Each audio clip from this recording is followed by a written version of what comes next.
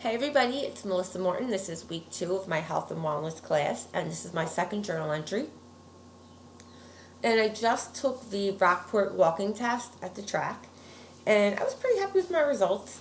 I came in 14 minutes with a heart rate of 160, and in my age category, which is women's 30 to 39, I was above average, so that means that I am in better shape than most people in my age group, which I'm pretty happy with that. So I'm going to answer these questions the best I can. Why is it important to start a readiness assessment prior to starting an exercise program? Okay, why is it important? Well, it's important because you need to know where you are and where you want to go. So, say for instance, you start out and, like me, you did 1 mile in 14 minutes and you got a heart rate of 160, but you wanted to be under 14 minutes and you wanted to have a heart rate of, say, it's a resting heart rate, like 60. So you wanted to go above that, 160, 170, somewhere around there. So I want to know where I'm beginning.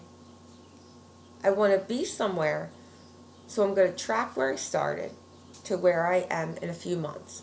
So it's important this way you can track it all along and you know exactly what you're doing and how you're improving. So why is it important to assess your beginning fitness level? So I guess that's the same thing. You want to know where you're starting. You want to know where you're ending. What is your beginning? What is your ultimate goal? So it's important to assess that so you know you're making progress. How did you compare with others in your age range, which I already answered that. I'm in better shape than people in my age category. It's great. I'm happy with that. And I am happy with the results. So identify 3 ways I can improve my results. I would like to go a little bit faster.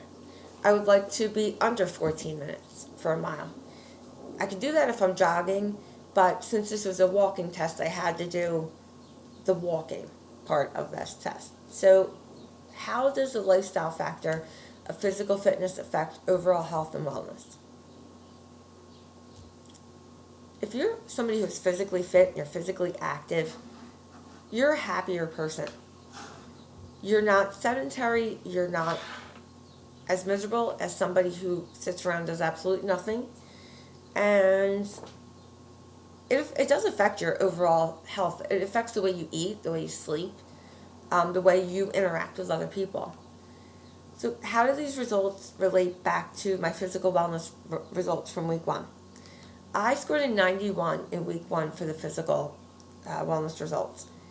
So it goes along with it. It goes along with the fact that I am above average when it comes to my physical fitness, and I'm living a good physical lifestyle. So I'm happy with those results. Which other dimensions of wellness does physical wellness affect and how? Emotional wellness. It affects the emotional wellness. There is such a connection between the two. I find myself, if I'm sick, say I'm sick for the week and I have the flu and I can't do anything, I'm a mess. I'm more weepy and I'm more moody. I snap at people real easily.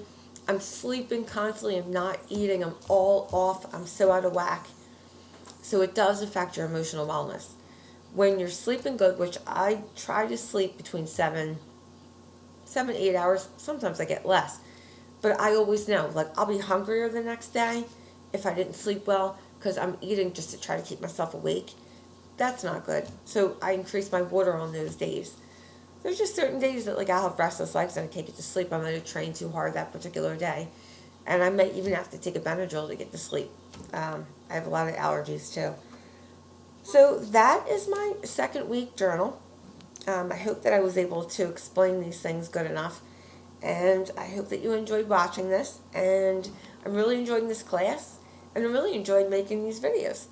So have a wonderful day. Thanks. Bye-bye.